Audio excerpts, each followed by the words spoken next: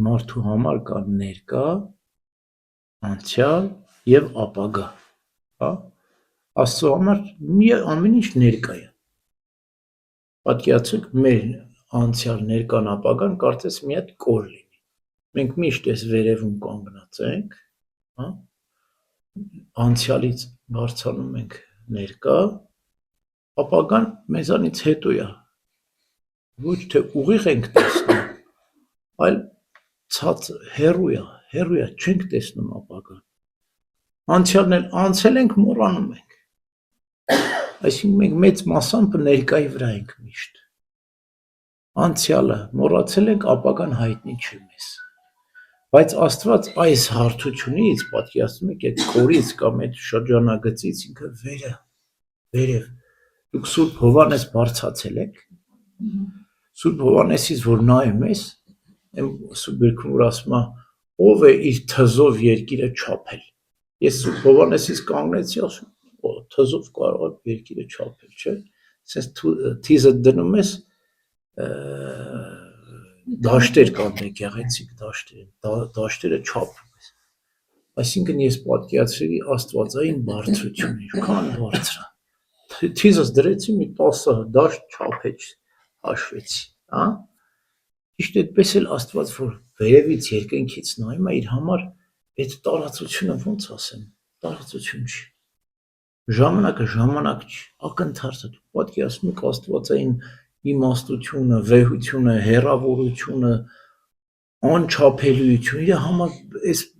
այս ամբողջ մարդկության պատմությունը մարդկանց դեպքերի է դարձնում, մենք sense ծանր ենք տալու, չէ, տանջում ենք, չարչում։ Իրանք համար ոնց որ մի 3-4 երեխա մի հատ սենյակում հավաքված չարաճճիություն են։ Հա? Եվ բնականաբար ծնողը գիտի այդ երեխեքի ինչ պետք է անեն, այս սենյակի մեջ վազեցին, հիմնականում ինչ անում ծնողն, հենց անում, որ սուր բաներ չլինեն, հոսանք չլինի, կրակ չլինի, որ չվնասվեն։ Հասկանում եք։ Ու ասում է խաղացեք, այս սենյակում խաղացեք, հա։ Բայց երբեմն չարաճճի երեխեք են լինում, որ այդ սենյակից էլ են ուզում դառնալ, չեղած սուր բանը գտնում են, ծակում են իրանց։ Հոսանքը մի կերպ պատերը գտնում են մի ձև մի բան անում են, կրակին գնում են, կպնում են, վառում են։ Շատ չարաճճի են, էլի։ Հասկանում ես, դա ինչ է նշանակում, ասում է Ադամին ասեց, երբ որ պատվիրանները պահես, կապրես, երբ չպահես, կընկնես, կարծես Աստծո ափն էր դա, Աստծո ափը ինչքան բարձր է, չէ՞, էդ էլ դրախտն էր, դրախտը Աստծո ափն էր, բարձր վայրում էր, կես աշճան երկնքից ցածր էր, 9 աշճան դժոխքից հեռու էր, եւ Աստված ասեց, այս պատվիրանները, այս իմ ափի սահմաններն են, դրախտի սահմաններն, դրախտը փակված է, չէ՞, սերով բեներով, հա,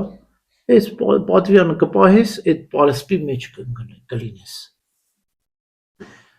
բարձր ես դու, բայց ապահով ես, Աստծո ափի մեջ ես, դու բարձր ես, ապահով ես,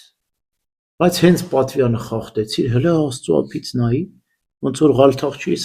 Սուրբ Հովհաննեսից ընկնես, ինչ կլինի քո վիճակը, լավ չի,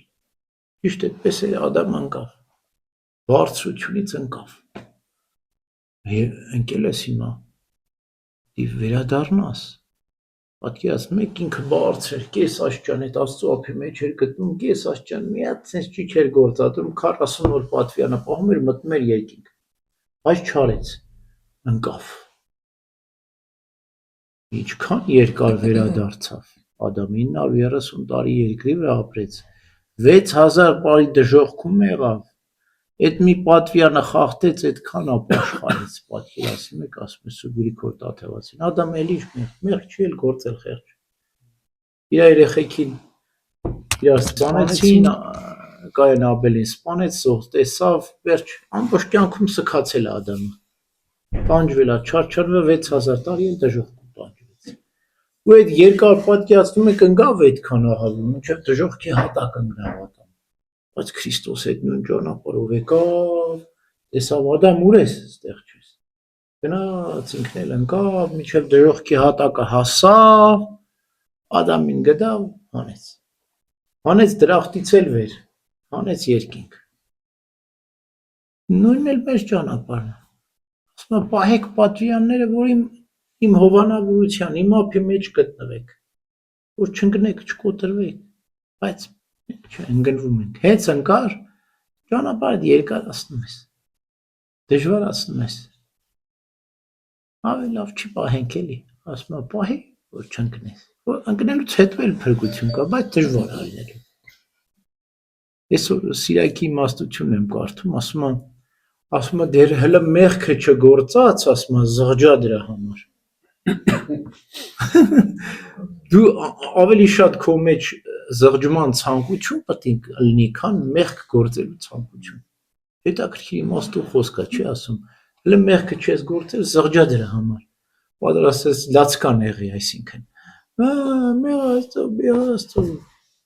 Լացկանությունը հոգևոր կյանքում լավ բան է։ Ամեն